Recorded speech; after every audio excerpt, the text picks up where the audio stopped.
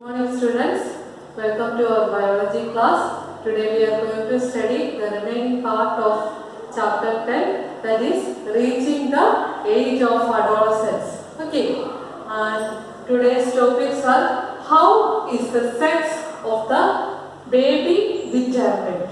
Okay, and next is hormones other than sex hormones and reproductive health, personal hygiene, and say no to drugs. Okay, these are our today's topics and let us learn. Okay, you take your text.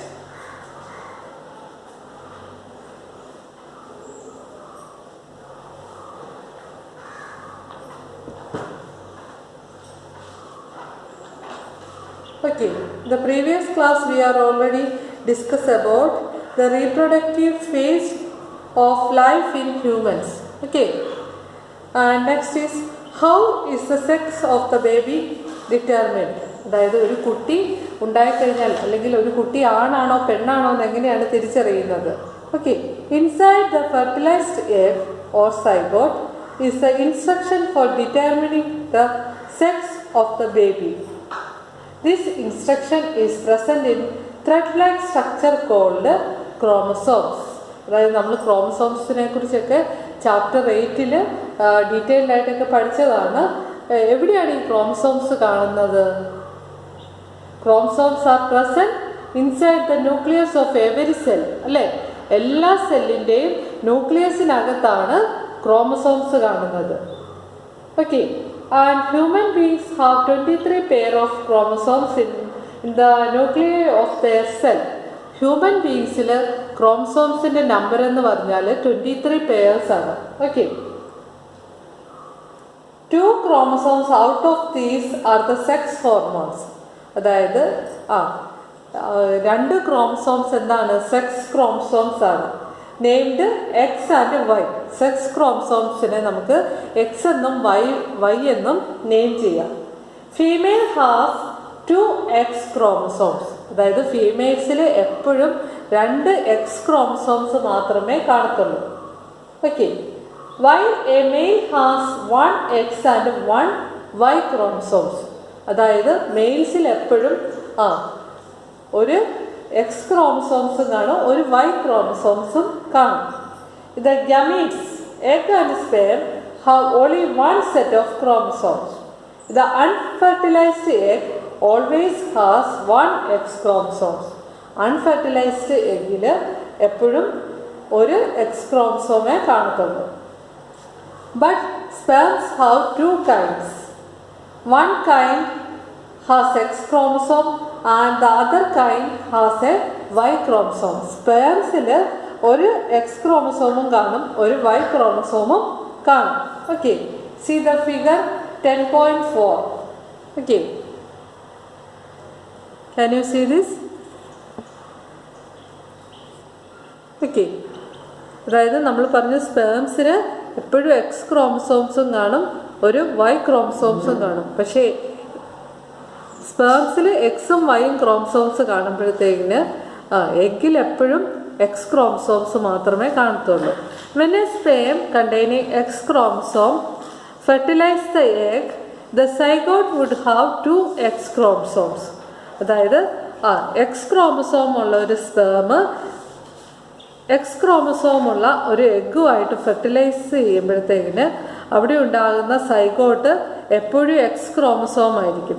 Okay, X chromosome and develop into a female child. സ്പേമിൽ നിന്നുള്ള X ക്രോമസോമും എഗ്ഗിലുള്ള X ക്രോമസോമും കൂടെ ചേരുമ്പോൾ അവിടെ X chromosome ഉണ്ടാകുന്നു. അതെന്താണ്? അതൊരു female child ആയിരിക്കും. Okay, if the sperm contribute a Y chromosome to the egg at fertilisation the zygote would develop into a male child.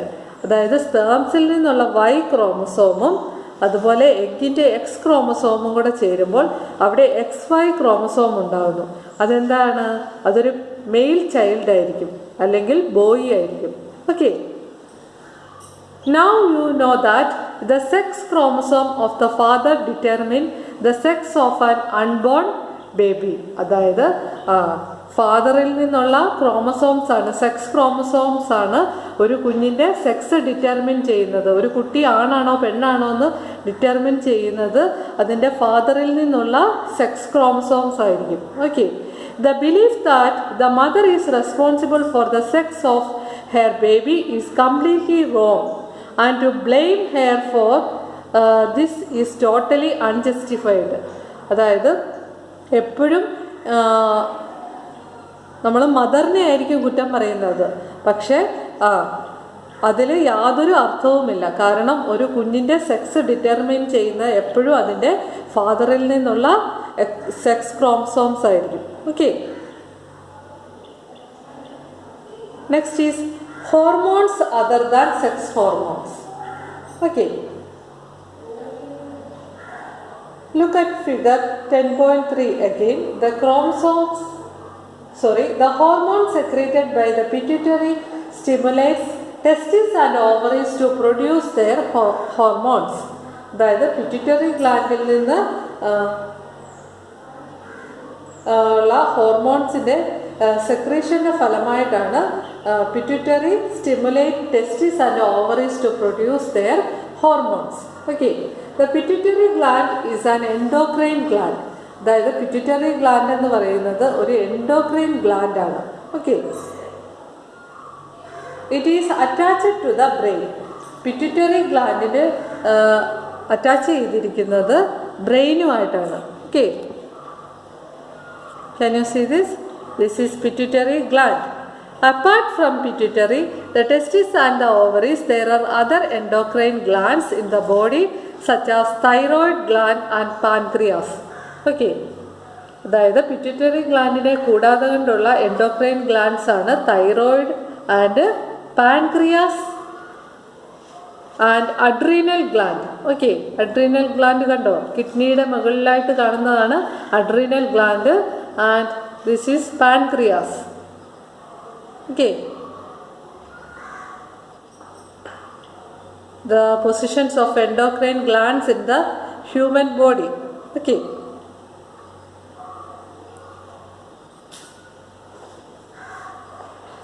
Okay.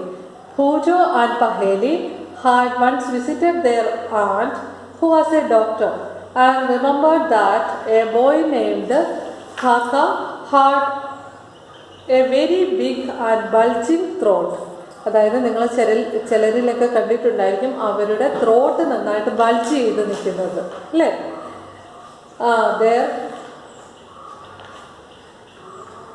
This is because the disease such as goitre.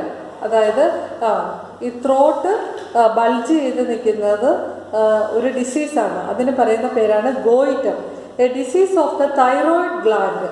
അതായത് ഈ goitre ഉണ്ടാകുന്നത് നമുക്കറിയാം thyroid ഗ്ലാൻഡിൻ്റെ പ്രവർത്തനം അവിടെ കുറയുമ്പോഴത്തേനാണ് goitre ഉണ്ടാകുന്നത്. A disease of the thyroid gland. Cause thyroid gland was not producing the hormone thyroxine. അതായത് തൈറോയിഡ് ഗ്ലാൻഡ് തൈറോക്സിൻ ഹോർമോൺ ഉൽപ്പാദിപ്പിക്കാതെ വരുമ്പോഴത്തേക്കാണ് ഗോയിറ്റർ എന്നുള്ള ഡിസീസ് ഉണ്ടാകുന്നത്. Okay. Also, their aunt also told them that their uncle was suffering from diabetes because his pancreas was not producing the hormone insulin in sufficient quantities. അതായത് നിങ്ങൾ diabetes എന്ന് കേട്ടിട്ടുണ്ടോ? എങ്ങനെയാണ് ഈ ഡയബറ്റീസ് വരുന്നത്? അതായത് നമ്മുടെ പാൻക്രിയാസ് ഗ്ലാൻഡ് ഇൻസുലിൻ പ്രൊഡ്യൂസ് ചെയ്യാതെ വരുമ്പോഴത്തേക്കാണ് ഡയബറ്റീസ് എന്നുള്ള ഡിസീസ് ഉണ്ടാകുന്നത്. ഓക്കെ. തൈറോയിഡ് ഗ്ലാൻഡ് തൈറോക്സിൻ എന്ന് പറയുന്ന ഹോർമോൺ ഉൽപ്പാദിപ്പിക്കാതെ വരുമ്പോഴാണ് അവിടെ ഗോയിറ്റർ ഉണ്ടാകുന്നത്. Okay. Adrenals also produce the hormone adrenaline. അതുപോലെ അഡ്രീനൽ ഗ്ലാൻഡ് പ്രൊഡ്യൂസ് ചെയ്യുന്ന ഹോർമോണാണ് adrenaline. Okay, it helps the body to adjust to stress when one is very angry and embarrassed or worried. അതായത് adrenal gland produce ചെയ്യുന്ന ഹോർമോണാണ് adrenaline. ഇതെന്തിനു വേണ്ടിയിട്ടാണ് നമ്മളെ help ചെയ്യുന്നത്? It helps the body to adjust the stress. അതായത് നമുക്ക് stress മൂഡിനെ adjust ചെയ്യാനായിട്ടാണ് അഡ്രിനാലിൽ നിന്നുള്ള ഹോർമോൺ ഉൽപ്പാദിപ്പിക്കുന്നതിലൂടെ നമ്മളെ ഹെൽപ്പ് ചെയ്യുന്നത്. Okay.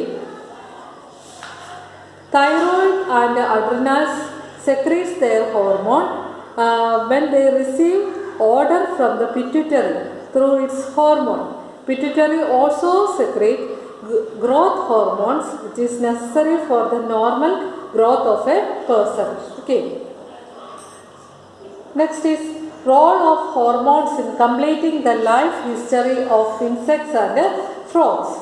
You have already learned that the life history of the silk moth and the frog. അതായത് നമ്മൾ സിൽക്ക് മോത്തിൻ്റെ ഫ്രോഗിൻ്റെ ഒക്കെ ലൈഫ് ഹിസ്റ്ററി, ലൈഫ് സൈക്കിളൊക്കെ പഠിച്ചിട്ടുള്ളതാണ്. The caterpillar has to pass through various stages to become an adult moth. Caterpillar various stages കഴിഞ്ഞിട്ടാണ് adult മോത്തായിട്ട് മാറുന്നത്, അല്ലേ? Similarly the tadpole passes through certain stages to become a frog. അതുപോലെ തന്നെ tadpole കുറേ stages ഒക്കെ കഴിഞ്ഞാണ് ഫ്രോഗ് ആയിട്ട് മാറുന്നത്. This change from larva to adult is called metamorphosis. What is metamorphosis? അതായത് ലാർവയിൽ നിന്ന് അഡൽട്ടിലേക്കുള്ള ആ ഒരു ചേഞ്ചിനെയാണ് മെറ്റാമോർഫോസിസ് എന്ന് പറയുന്നത്. Metamorphosis in insect is controlled by insect hormones. അതായത് മെറ്റാമോർഫോസിസ് കൺട്രോൾ ചെയ്യുന്നത് ഇൻസെക്ട് ഹോർമോൺസ് ആണ്.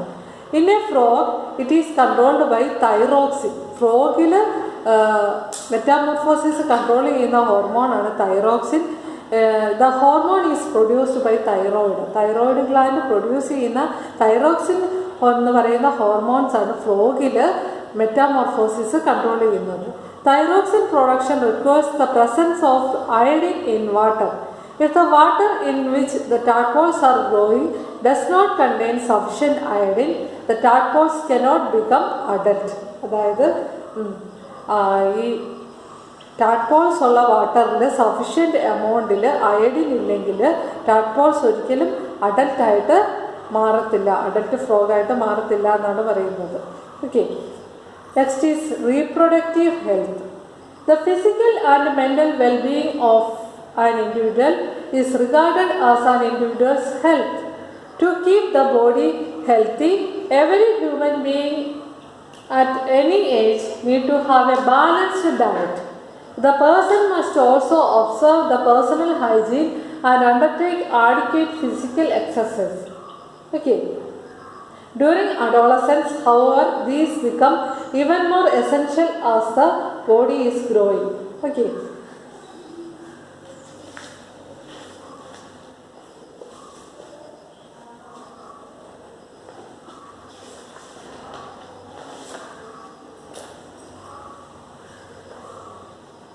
So these are all today's topic. You study well. We will meet in the next class. Thank you.